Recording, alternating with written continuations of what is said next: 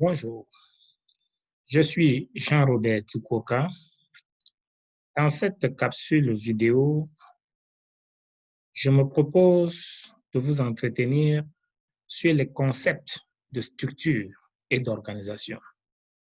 Ce thème s'inscrit dans le cadre de la formation en outils organisationnels que vous propose l'Institut LPL-COP.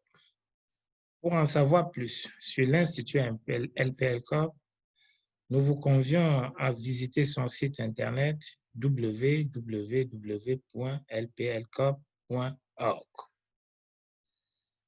Alors, pour mieux comprendre l'audit organisationnel, il convient de bien comprendre les concepts ou les notions de structure et d'organisation. C'est ce qui va nous intéresser, disais-je tantôt, dans cette capsule vidéo. En effet, pour comprendre la structure d'une organisation, quand je parle d'organisation ici, ça peut être une entreprise, ça peut être une association, ça peut même être tout simplement un projet. Alors, disais-je, pour comprendre la structure d'une organisation, il faut chercher à connaître, entre autres, les éléments qui composent la dite structure, les fonctions remplies par cette structure, la manière dont ces fonctions sont reliées les unes aux autres, et enfin, la manière dont le flux du travail, le flux d'informations et le flux de décisions irriguent l'entité d'intérêt ou alors l'organisation d'intérêt. Alors, l'organisation, on peut avoir trois types d'organisation. Trois manières d'organiser, si on peut un peu s'exprimer ainsi. Donc, on dira qu'en matière organisationnelle, l'on distingue, pour caractériser une structure, de l'organisation institutionnelle, de l'organisation opérationnelle et de l'organisation fonctionnelle. L'organisation institutionnelle va faire référence aux différents organes du pouvoir formel. Si nous prenons par exemple une organisation de type associatif, un organe très connu par exemple, c'est l'Assemblée générale. À côté de cet organe, suivant les associations, suivant les organisations, il y aura également le conseil d'administration. On peut également, toujours dans les organes, avoir la direction générale, etc., etc. Tout au long de ce cours, tout au long de cette formation en audit organisationnel, nous allons y revenir.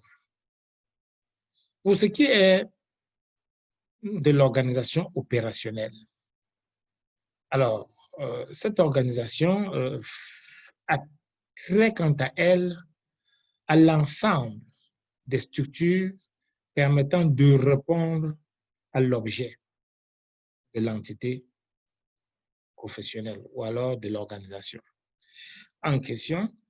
Elle recouvre essentiellement l'organigramme et les relations formelles avec d'autres organismes. Je vous ai parlé de trois types d'organisations: institutionnelles, opérationnel.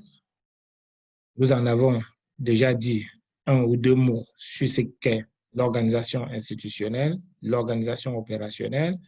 Voyons ce que c'est qu'en troisième position, donc l'organisation fonctionnelle.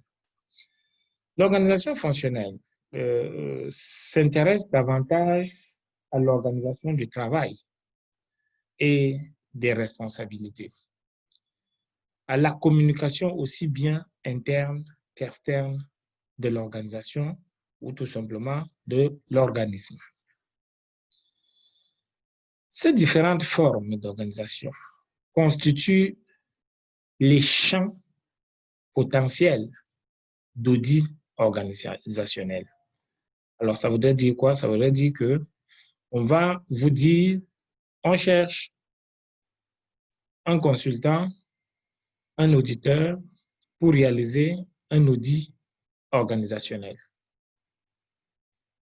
Dire qu'on est en train de vouloir faire un audit organisationnel, ça sous-entend que c'est global.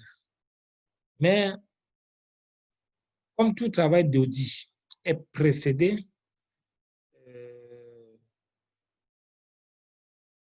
d'un échange entre le consultant et le commanditaire sur la question de la demande.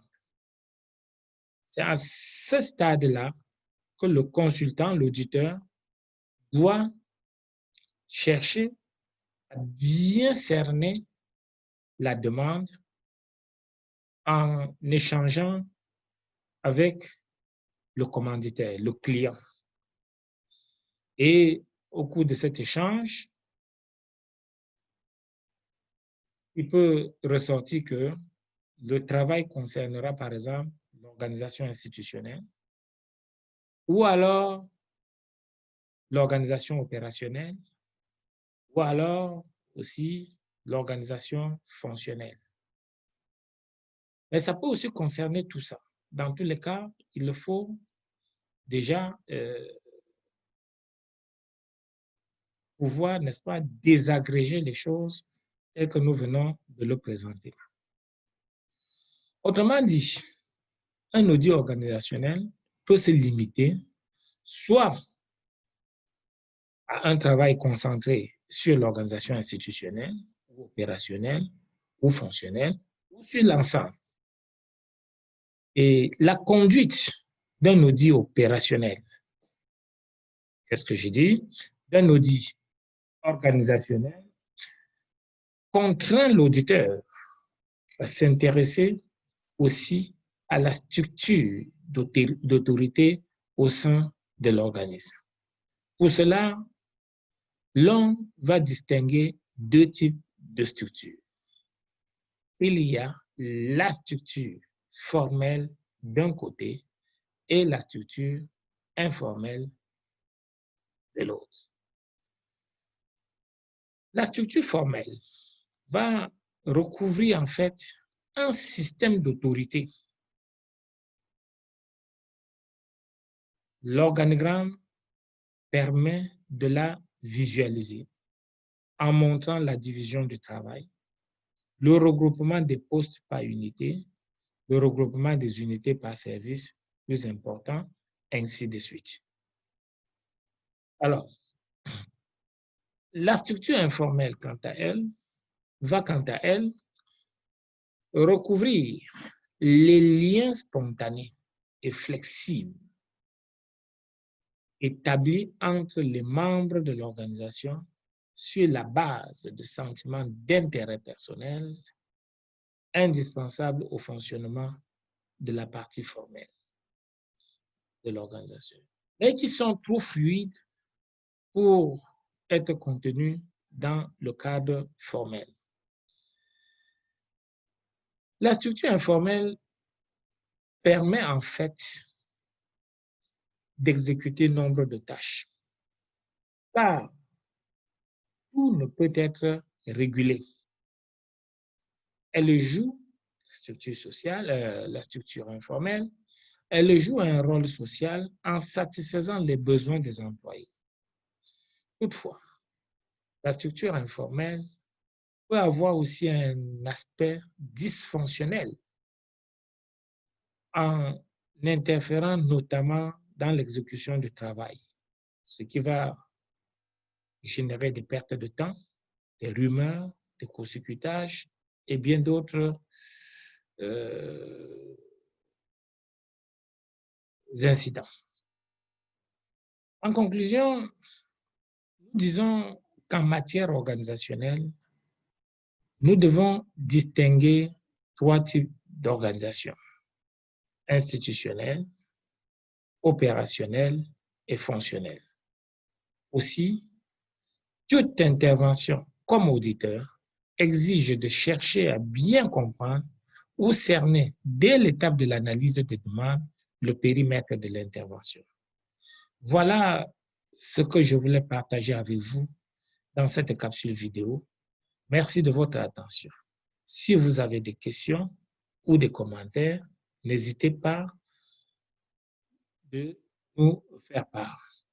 Merci une fois de plus.